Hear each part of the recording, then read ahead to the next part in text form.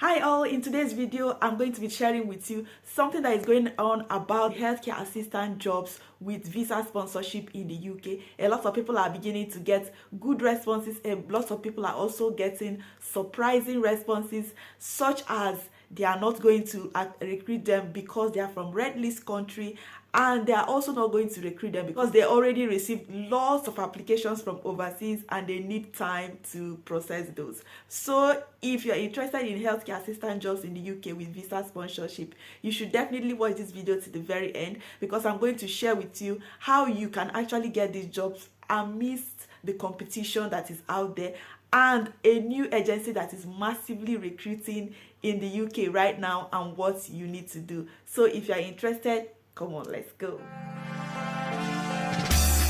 Hi everyone, welcome and welcome back to my channel. If you're new here, hello and welcome. My name is Lynda Eze. I'm a registered nurse and I work in the UK. In today's video, I am going to be sharing with you something that is very interesting that is going on about the healthcare assistant jobs with visa sponsorship. Okay. So guys, someone contacted me and told me that one of the applications that she made, they categorically told her almost immediately that they are not accepting overseas applicants anymore for healthcare assistant jobs in the UK with visa sponsorship, that currently that they have over 4,000 applicants from overseas and they all require visa sponsorship. So that what they are doing now is to prioritize giving these visa sponsorship to people that are already in the UK that want to change their visa from maybe a student visa to a tier 2 visa or to health and care worker visa, as it is now called. So they said they are no longer recruiting from overseas.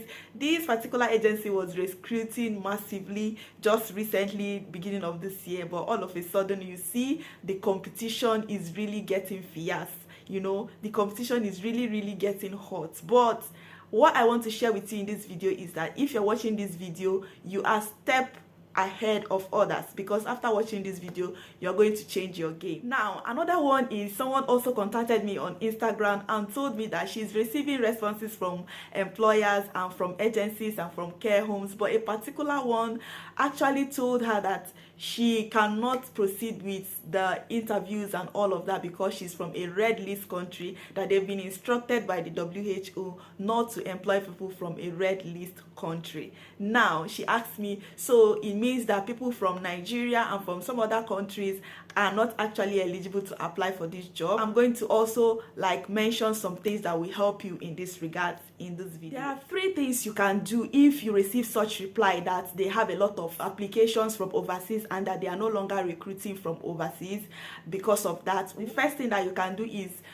just take that as a motivation to keep applying. It means that people are actually applying for these jobs, right? So it's an indication to you that it is true that this is going on and that the government is accepting people from overseas to come and work as a healthcare assistant in the UK. And what I can tell you is that the UK is still in very much need of nurses and healthcare assistants and health workers generally. So a lot of people dropped their jobs in the UK during the pandemic, and the UK also they went through the Brexit and whatever, so they actually need workers, and that's why they are making adjustments to their visa requirements and all of that. So it means that these things are actually real, because some people actually dropped comments in some of my videos saying that no, this doesn't work and all of that. And at a point I even stopped posting about these healthcare assistant jobs because people keep saying, oh, I'm getting rejections and all of that. But what motivates me to keep talking about this is because people are beginning to tell me their relatives are here. People are sending me messages of being called for interviews and progressing in their interviews, and for nurses, people from red list countries also getting hired directly by employers and NHS. So that was what made me to continue to post about this. So what I can say is that if you get such negative comments or if you get such negative responses from these employers that they receive a lot of applications, let it motivate you to now look for these jobs by yourself. I'm going to do I'm going to record how you can search for these jobs even without seeing job openings, how you can increase your chances of getting an NHS job through their websites, and how you can get their jobs even with care homes and agencies through their own website. So I'll try to do those videos this week. So if you're yet to subscribe to my channel, subscribe. I believe you're going to find this information helpful. Another thing you can do is that not just that CV that you have that you will use to apply for all the jobs. Make sure that you adjust your CV based on the job description of the particular job you are applying for. For example, if you already have a CV that you optimize for this healthcare and assistant role, but there is a job that requires that you have driving skill and it's not in your CV, what you can do is to add that to your CV. You know, look at the job description and use it to also refine the skills that you already have in your CV. I know a lot of people will say, okay, I've already prepared my CV and I'm applying to this, that. No, when you see a job opening, look at their job description, look at what they are looking for. In my previous video in the NHS one, if you have seen that video, I tried to also bring in something I found in NHS website, how you can increase your chances of getting employed by the NHS. So if you've not watched that video, even if you're not interested in NHS jobs, there is something, a snippet that I shared at the end of that video.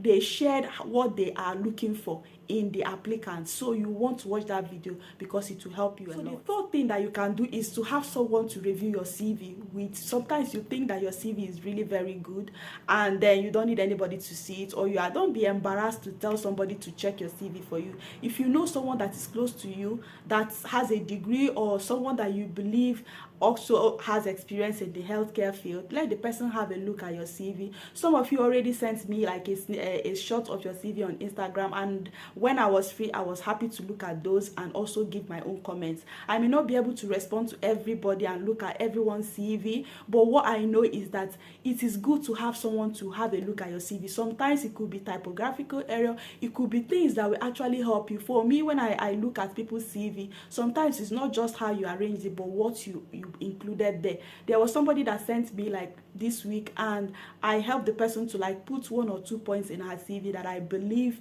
that UK employers always look out for. So what I can encourage you, find someone to have a look at your CV, and it is going to help you a lot. The next thing I can say is that based on the responses that people are also sharing with me on Instagram and on Facebook, so many of these employers, they are looking for people that actually have some skills that they will transfer in whatever job immediately. So some of those employers are beginning to request that you do some courses that they also recommend, but I would say that if they are recommending these courses, be wary of them asking you to pay a lot for those courses that they are requiring. So some of them are beginning to be very careful and crafty. They will say, oh, we are not charging for the recruitment, but you have to pay for our courses. So if they are requesting for you to pay for their courses and you have not even gone for the interview, they've not even recruited you, yes, it is normal for an employer to send you to do courses when they have interviewed you and accepted you in their team. But when you are just applying in the beginning and they are already telling you, oh, come and do our courses,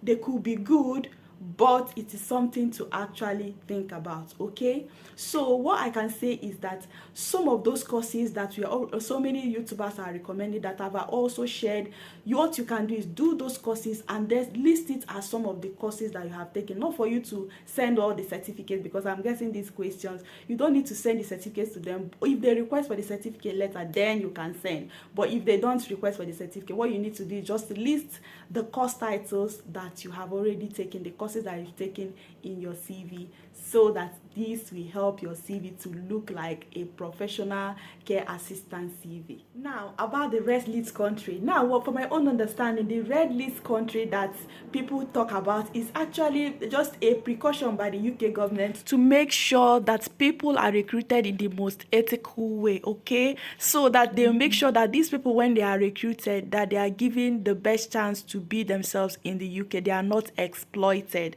So this does not in any way say that you can't apply. People that are already in the UK, that already traveled to the UK this year. So I'm wondering where people are getting that they are not taking people from the red list country in terms of employment. But what I have already known about for nurses is that so many countries previously, they raised an alarm that people from their countries are migrating to the UK in mass and all that, and they also are short of healthcare workers in their home countries. So they're actually limiting a number of people going. So what the employers and agencies were advised to do was not to actively recruit from those countries.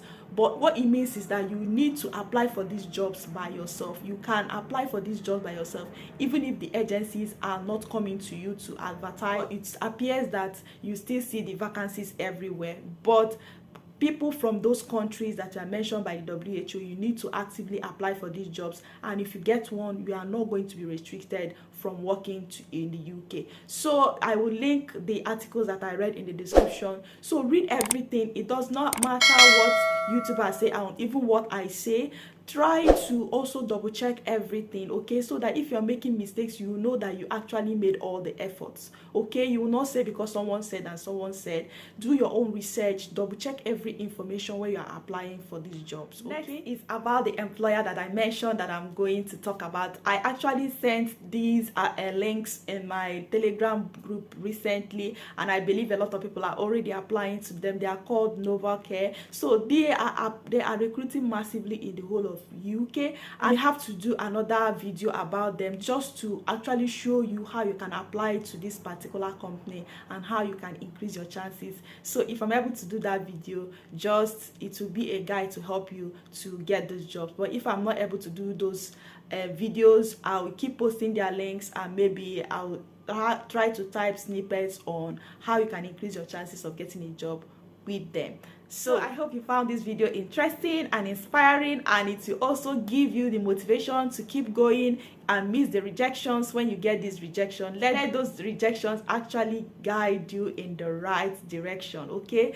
So don't be discouraged in any way. Keep going. I'm rooting for all of you. Try to make sure you apply for these jobs, get them, put in your best in your interviews. I believe that working abroad is actually a very good opportunity for everyone. It doesn't matter if you want to live here for a long time or to go home afterwards, but the exposure is incredibly good for everyone. I know what it has done for me, and I actually encourage everyone to have that opportunity if they can, and I wish you the very best, and I'll see you in my next video.